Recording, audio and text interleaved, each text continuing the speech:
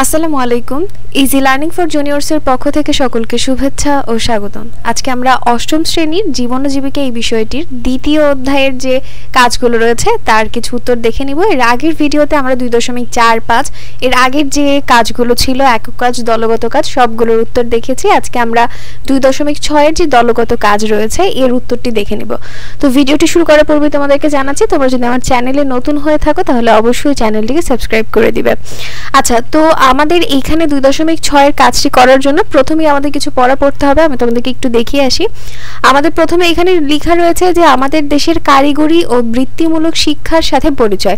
কারিগরি এবং বৃত্তিমূলক শিক্ষা কি তার কিছু ধারণা কিন্তু আমরা এই যে এখানে পেয়েছিলাম। কারিগরি বা প্রযুক্তিগত দক্ষতা বা কি কি দক্ষতা আমাদের লাগবে বা এখানে কি কি আসলে শেখানো হয়।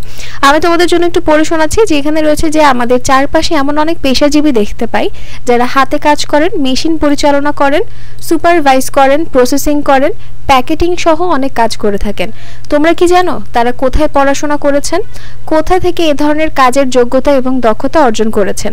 তাদের এই দক্ষতাগুলো হলো কারিগরি বা বৃত্তিমূলক শিক্ষা। মূলত প্রযুক্তির সান্নিধ্যে থেকে হাতে কলমে বা বাস্তবে কাজ করাই হলো কারিগরি শিক্ষা। এই শিক্ষার মাধ্যমে তথ্য প্রযুক্তি, শিল্প, কৃষি ও কলকারখানার যন্ত্রপাতি ব্যবহারের জন্য আধুনিক ও বিজ্ঞানসম্মতভাবে প্রশিক্ষণ দেয়া হয়। আমাদের দেশে এমন অনেক প্রতিষ্ঠান রয়েছে যেখান থেকে এ ধরনের যোগ্যতা এবং দক্ষতা অর্জন করা যায়। এক কথায় বলা যায় কারিগরি ও বৃত্তিমূলক শিক্ষা এবং প্রশিক্ষণ হলো, আচ্ছা এখানে এই যে কারিগরি ও বৃত্তিমূলক শিক্ষা বা প্রশিক্ষণের ইংলিশ ফর্মটা এখানে লেখা রয়েছে, যার প্রোনাউন্সিয়েশনটা এরকম হবে যে technical and vocational education and training বা TVET। এটার যে ফুল ফর্মটা আছে অবশ্যই তোমরা মুখস্থ করে নিবে। আমাদের বিদ্যমান শিক্ষাক্রমেরই একটি ধারা যেখানে পড়াশোনার পাশাপাশি একজন শিক্ষার্থীকে চাকরি বা কর্মসংস্থানের জন্য উপযোগী জ্ঞান ও দক্ষতা অর্জনে সহায়তা করা হয়। কর্মক্ষেত্রে উৎপাদনশীল হওয়ার উপায় সম্পর্কে অভিজ্ঞতা বিনিময় ও অনুশীলন করানো হয়। কর্মী ও কর্মপরিবেশের নিরাপত্তা ও সুস্বাস্থ্য সম্পর্কে জানার সুযোগ হয়। ঝুঁকিপূর্ণ কাজে কিভাবে সতর্কতা বজায় রেখে কাজ করতে হবে তাও হাতে কলমে শেখানো হয়। উন্নত দেশগুলোতে কারিগরি শিক্ষার মাধ্যমে শিল্প ও কৃষিতে বিপ্লব ঘটানো হয়েছে। উৎপাদনমূলক কাজের সঙ্গে যুক্ত হয়ে আধুনিক যন্ত্রপাতি ও উপকরণ ব্যবহার ও কৌশল প্রয়োগ করে জাতীয় আয় বৃদ্ধিতে এবং স্বনির্ভরতা অর্জনে সরাসরি সহায়তা করে কারিগরি শিক্ষা। আচ্ছা, তো কারিগরি শিক্ষার একটা সংক্ষিপ্ত ব্যাখ্যা যদি আমি তোমাদেরকে দিই, এইখানে মেইনলি হাতে কলমে সকল কিছু শেখানো হয় এবং এইখান থেকে তোমার এই যে হাতে কলমে শিক্ষার মাধ্যমে তুমি তোমার যে কর্মসংস্থানের জায়গাটা সেটা কিন্তু খুবই সুন্দরভাবে পাকাপোক্ত করতে পারবে। অনেকেরই দেখা যায় যে তারা হচ্ছে SSC দেওয়ার পরে তারা হচ্ছে কোনো একটা কারিগরি শিক্ষার যে প্রতিষ্ঠানগুলো থাকে সাধারণত ওই সকলে ভর্তি হয়ে যায় এবং তারপরে তারা 4 বছর বা একটা সময় থাকে দীর্ঘমেয়াদী এই যে কোর্স রয়েছে সেটা তারা শেষ করেই তারা কোনো না কোনো কাজ পেয়ে যায়। সো কারিগরি শিক্ষাটা কিন্তু অনেক বেশি গুরুত্বপূর্ণ একটা দিক। আর কারিগরি শিক্ষার মাধ্যমে এমন হয় না যে তারা কাজের অভাবে থাকছে, কারণ এখান থেকে তাদেরকে একদম হাতে ধরে সকল কাজই কিন্তু শিখিয়ে দেওয়া হচ্ছে। আর আমাদের বাংলাদেশে কিন্তু অনেকগুলো এরকম কারিগরি প্রতিষ্ঠান রয়েছে। এখানে তার ব্যাখ্যা রয়েছে যে বাংলাদেশে বর্তমানে কারিগরি শিক্ষা অধিদপ্তরের অধীনে মাধ্যমিক ও উচ্চ মাধ্যমিক স্তরে MPO ভুক্ত প্রতিষ্ঠান সহ বৃত্তিমূলক মোট 2517টি, জনশক্তি কর্মসংস্থান ও প্রশিক্ষণ ব্যুরোর অধীনে 98টি এবং কারিগরি শিক্ষা বোর্ড অনুমোদিত 7000 বেসরকারি কারিগরি প্রতিষ্ঠান রয়েছে। দেখতে পাচ্ছ বাংলাদেশে কতগুলো শিক্ষা প্রতিষ্ঠান রয়েছে কারিগরি শিক্ষা বোর্ডের আন্ডারে এবং এই সবগুলোই কিন্তু MPO ভুক্ত, মানে সরকার এগুলোর দেখাশোনা করে এবং তুমি যে এখান থেকে সার্টিফিকেটটা পাবে সেটা কিন্তু একটা সরকারি প্রতিষ্ঠান থেকে পাওয়া সার্টিফিকেট হবে। এবং এছাড়াও কিন্তু অনেকগুলো বেসরকারি প্রতিষ্ঠানও রয়েছে।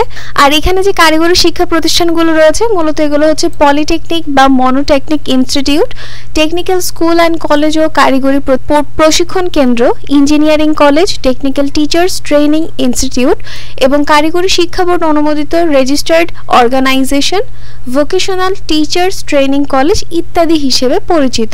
আর এখানে তুমি স্বল্পমেয়াদী বা দীর্ঘমেয়াদী কোর্স করতে পারবে। তাহলে কারিগরি শিক্ষার যে আমাদের ধারণাটা ছিল আশা করছি তোমাদের ক্লিয়ার হয়েছে। কারিগরি শিক্ষার মধ্যে কিন্তু তুমি কম্পিউটার কম্পিউটারের কোর্স রয়েছে বা টিচার্সদের যে কোনো কোর্স রয়েছে সেখানে তুমি ট্রেনিং নিতে পারো, বা তোমার মেশিনের কোনো কাজ বা অন্যান্য যে সকল কাজই রয়েছে কেন, তুমি যদি ইলেকট্রিক কাজ করতে পছন্দ করো সেই সকল কাজই কিন্তু তুমি এখানে শিখতে পারবে এবং কোর্সগুলো সম্পন্ন করে তুমি তোমার কর্মসংস্থান ইনশাল্লাহ ঠিক করতে পারবে। তো এই যে এরপর লেখা রয়েছে যে কারিগরি ও বৃত্তিমূলক শিক্ষায় ক্যারিয়ার গড়া। এখানে খুব সুন্দর করে ব্যাখ্যা দেওয়া রয়েছে, এখানে বোঝানোর মতন কিছু নেই, এখানে কোথায় কতটি প্রতিষ্ঠান রয়েছে এবং কিভাবে তুমি তোমার ক্যারিয়ারটা গড়তে পারবে তার কিছু ব্যাখ্যা রয়েছে। তোমরা এই লেখাগুলো পড়ে ফেলবে। এরপরে কেস 2 রয়েছে একজন শিমুলের স্বপ্ন পূরণ। শিমুল ছোটবেলা থেকেই নাট, বোল্ট, স্ক্রু ইত্যাদি নাড়াচাড়া করতে ভালোবাসে। ওর বাবার খুব ইচ্ছা বড় হয়ে সে ইঞ্জিনিয়ার হোক, তাই সারাদিন তার মা লেগে থাকেন তার পড়াশোনার পিছনে। কিন্তু শিমুলের মনোযোগ অন্য কাজে।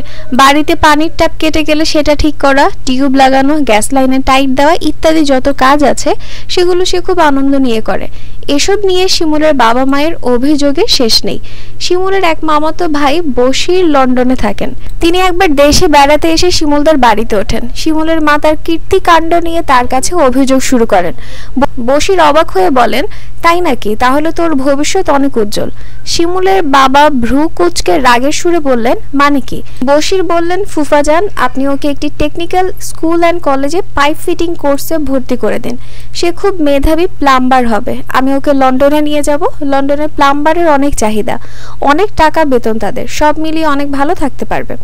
কথাগুলো মনে গেঁথে গেল তাদের। শিমুলকে তারা টিএসসিতে ভর্তি করে দিলেন। শিমুল নিজের ভালো লাগা থেকে মনে আনন্দ নিয়ে সেখানে পড়ালেখা করার পর অনুশীলন করা শুরু করে। জাতীয় ও আন্তর্জাতিক শিল্প প্রতিষ্ঠানের ইন্ডাস্ট্রির মানদণ্ডে কিভাবে কাজ করতে হয় সেগুলো সে ভালোভাবে রপ্ত করে বিভিন্ন প্রতিষ্ঠানে চুক্তিতে কাজ করা শুরু করে। এর পাশাপাশি পলিটেকনিক ইনস্টিটিউটে ডিপ্লোমা কোর্সেও ভর্তি হয়ে ক্লাস করতে থাকে। শুধু তাই নয়, অতিথি শিক্ষক হিসেবে টিএসসিতে ক্লাস নেওয়ার কাজেও শুরু করে। এই বিষয়ে ইন্টারনেট থেকে নতুন নতুন আইডিয়া নিয়ে নিজের ডিজাইন পরীক্ষণ সে চালায়। কিছুদিনের মধ্যেই কাজের চাপ সামাল দেওয়ার জন্য সে এলাকার কিছু ছেলেকে হাতে কলমে প্রশিক্ষণ দেওয়া শুরু করে। শুধু কাজ নয়, কাজের সঙ্গে সে নীতি নৈতিকতা, যেমন রয়েছে নিষ্ঠা, সততা, সময়ানুবর্তিতা এবং যোগাযোগের আচরণিক দিকগুলোর উপরও প্রশিক্ষণ দেয়। ফলে দাঁড়িয়ে যায় সুশিক্ষিত, নীতিবান, সময়নিষ্ঠ এবং পরিশ্রমী বড় একটি প্লাম্বার টিম। আচ্ছা, তো পরের যে লেখাগুলো রয়েছে তোমরা এগুলো পড়ে ফেলবে, এখানে আর বোঝানোর মতন কিছু নেই। মেইন কথা এখানে বলা হয়েছে যে পলিটেকনিক ইনস্টিটিউট থেকেও যে সুন্দর মতন একটা কর্মসংস্থান তৈরি করা যায়, যে শুধু নিজের জন্য না অন্যদের জন্যও করা যায়, তারই একটা গল্প আমরা দেখলাম।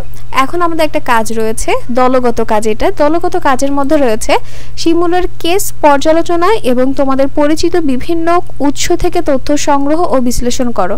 এবার বাংলাদেশের বিদ্যমান কারিগরি ও বৃত্তিমূলক শিক্ষা ও প্রশিক্ষণের বিভিন্ন কোর্স সম্পর্কিত নিচের ছকটি পূরণ করো।